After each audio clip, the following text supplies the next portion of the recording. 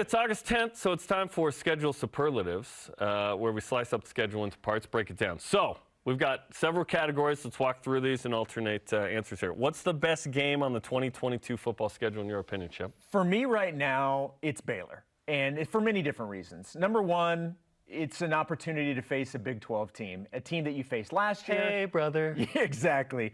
So, and this game is at home, and I know a lot of people may want to say Notre Dame, and that's a quote-unquote neutral site game. We know that's probably not going to be the case. Should you be in Provo? But the fact that you get Baylor at home, Baylor is going to be good again. I don't think they're going to be as good as they were last year. That's the hope. But they ran for 300 yards. They will certainly be good, but I love that matchup, and I just like the idea of an opportunity to face a team that beat you last year. You get not revenge. I don't know if there's those kind of feelings, because I want to say it's that type of situation, but to be able to get one back the last year of independence as you go into that conference, for me, the best game is Baylor. And quite frankly, it, I believe, has the line I think is the closest in terms of some of those bigger games. So it's expected to be a really, really good game. So that's why I go with the Baylor Bears. Baylor certainly doesn't have the tradition of an Oklahoma or a Texas or whatnot. But if I told you a Power 5 champ not named Utah is coming to Provo, yes, that's a huge game. Absolutely. So that's a great pick. I go with Notre Dame. Seems, yeah, like the obvious angle, I guess, on this. You finally get that game. There's also this edge to this game because it's not in Provo. Right. I know that the administration has said all the right things, which is great. I know they're competitive and want to win this game, obviously. But the fan base is still right up about this not being in Provo and it being in Vegas. And, yeah, let's go. Let's go. And we're excited to see what BYU wears in that game. But, yeah, best game on the schedule, Notre Dame. I think they'll be the highest-ranked team at that time that BYU plays. I'm not sure when the season ends if Notre Dame will be the best team BYU will have played by ranking. Perhaps. Yeah, it's certainly possible. Look, honestly, when it's all said and done, I think if we were to ask this question, I think most people would fall on one of, I would say 80% of the answers would fall on either Baylor or Notre Dame. I would say Oregon's probably going to be an answer in the mix. But I still think between those two, I think you would get 80% of the vote. Notre Dame has a first-year head coach in Marcus Freeman. Baylor returns its coach in Dave Aranda. Oregon has a new coach in Dan Lanning. So Baylor, for your side of this argument, certainly has more continuity. Yes. But but does have a new quarterback, new running back, new set of receivers. So it's going to be a different Baylor. The return of Jeff Grimes. And Eric Mateos. The Jeff Grimes and Eric Mateos game, yes. What's up? They ran for 300 yards on BYU. I'm not sure they're going to get the same welcome as Bronco Mendenhall and the boys last year. Probably not. All right, we've gone from best game. How about the trap game? And I'm avoiding saying that. Admiral Akbar. It's a trap. I was trying not to be that obvious about it. But what's the trap game for you on the schedule? Okay, this one's sneaky to me. Typically, you talk about a game before a big game. I'm going a game after a big game. I'm going Arkansas. I think BYU's going to go so hard against Notre Dame. It's going to be tough to get up for Arkansas the next week. Is it? They're an SEC team. What are you talking about? I think BYU's going to expel a lot of energy against Utah State on September 29th on a Thursday. Go down to Vegas October 8th, try and win perhaps the biggest game of the season, one of, right? And then Arkansas comes to town, just the second team and third game ever from the SEC in Provo. That is a huge game. There's a preseason top 25 team. They might be in the top 20 then. Third pick in the SEC West. That's a very good team out of the SEC. Physical game against Notre Dame. Physical game again against the Razorbacks. I'm actually going to go 1 week later for my answer, and I'm going to go with Liberty.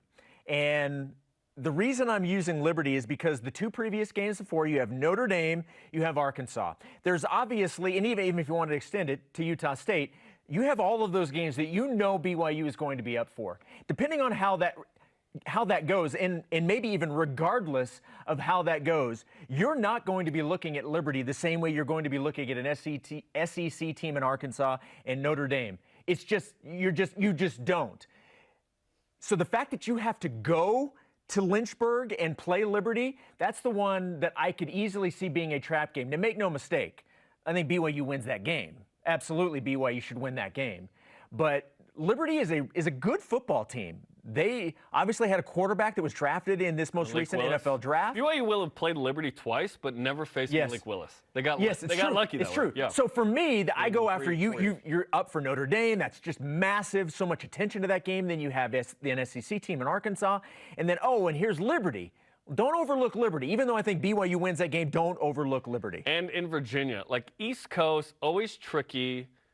Rare is the time BYU goes to the East Coast and just blows out a fool. Right, 2014 UConn sticks out. There are other UCF 2020 Boca Raton, but there are fewer instances of that. Look, it's hard to win, and it's hard to win big. USF sticks out. And watch that game be at like 10 a.m. Mountain. Oh my gosh. Because right now it's TBA. Please no. Hopefully it's ESPNU in the late afternoon. That's like the best case scenario. Okay, best revenge game. Spencer and I discussed this a couple weeks ago. My answer has changed. What is yours? Well, I mentioned this a little bit earlier. I don't know if I necessarily, when I think revenge game, I think of something like it's nasty, and so I don't feel that BYU Baylor is nasty. BYU does not play St. Mary's in football. That is true, but I'm still going with the Baylor game as a revenge game because of what happened last year.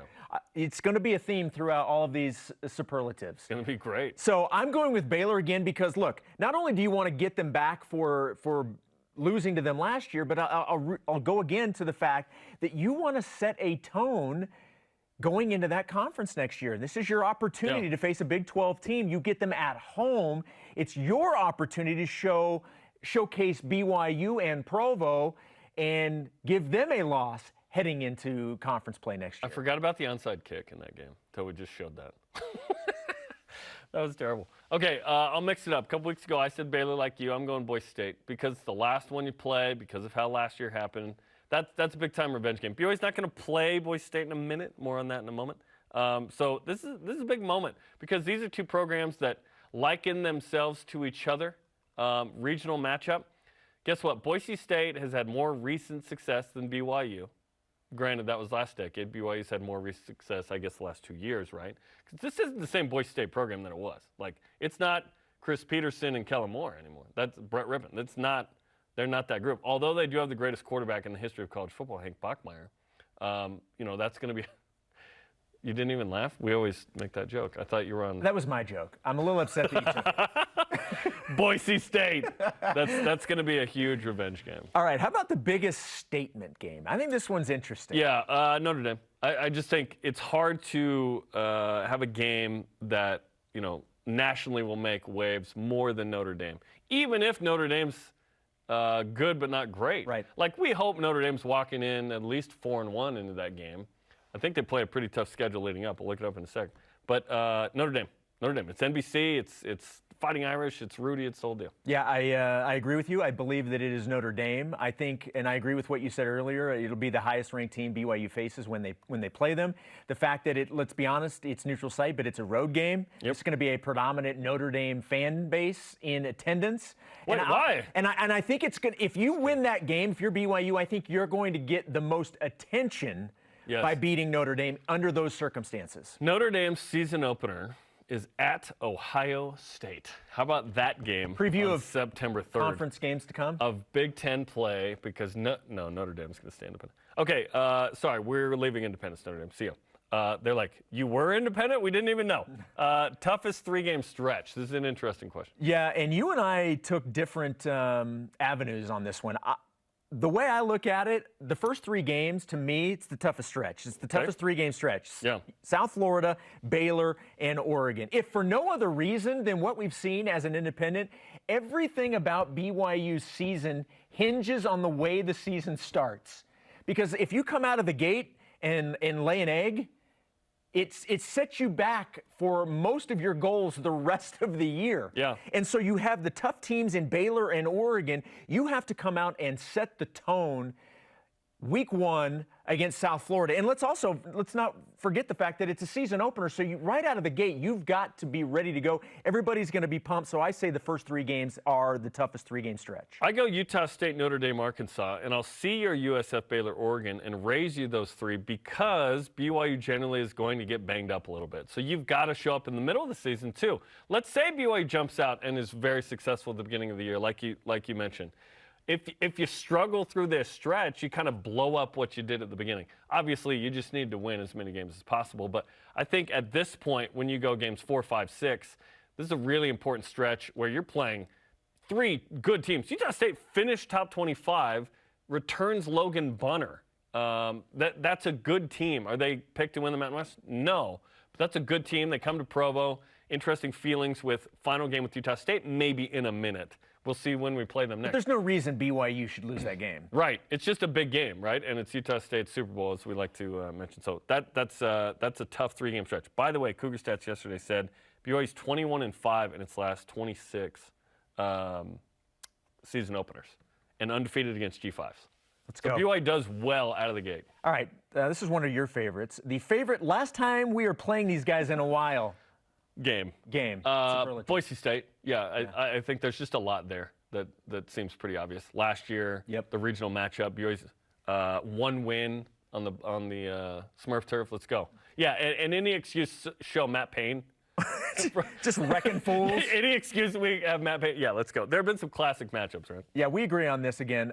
Boise State is the answer. There's just so many things on both sides of this rivalry game that have been messed up because the other team beat them. You know what I mean? Well, plus, you've got the dynamic of, like, the members of the church who live in Boise who are Boise State fans. Right. Like, you have those, like, members of the church who are Utah fans against BYU. Look, Boise State is the other one. Yes, yeah. I am never going to miss a trip for BYU up to Boise. You won't miss it, like, when they don't play? I want no part of that anymore. That has been just an absolute nightmare for BYU historically up there. So the fact that BYU doesn't have to go up, they're fantastic up there. Not having to worry about that, I am all for it. Okay, best road trip.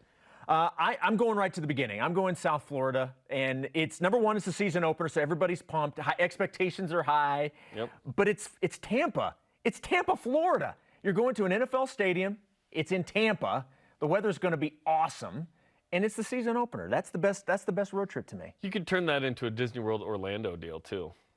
What, about a 2.5 hour drive, maybe? Or not even that? It might even be close. I don't know. Okay, I'm saying Oregon. My 503 bias is coming out because you can hit up Portland. Also, playing at Oregon is special. Like, that's one of the top venues in the country to go to. I would argue top 15, top 20. They play Matt Kearney Coming Home with the Oregon High. It's a great song. Like, that's one where I'm, like, super bummed I'm not going to be able to go to that particular road game this year. Going to Autzen would be pretty cool. I've seen one game there. Real special. Very cool. Yeah. Very cool. I've never been there. Favorite TV time combo? Utah Tech live on BYU TV is my answer. Yeah. So 1:30 Mountain Time. They're in the afternoon again. Yes, they are in the afternoon again. Also, the Oregon game is in the afternoon, and that's one of the reasons I picked it. It's Oregon on Big Fox in the afternoon. Big Fox as matchup. Opposed to FS1? Matchup. Network. And afternoon game. I don't know of another. It's happened, but I can't recall the last specific time zone day game BYU's played in. I mean, incredible. Okay, last but not least interesting game. Look, we really don't need to spend a ton of time on this. It's Utah Tech. I think it's Idaho State, even though BYU doesn't play at Idaho State. No, it's Utah Tech. Yeah. But at that point of the season, we hope that BYU is cooking and, like, 9-1 that point. That is the hope. And, like, well, the hope is 12th. More than that. Yes, the realistic hope is 9-1 at that point, and we get to 8-2. And we get to see the new voice of the Utah Tech Trailblazers, Rod Zundel. What? Rod Zundel's the voice of the get to see Zippy Trailblazers for that game. Nice. Yeah. Okay.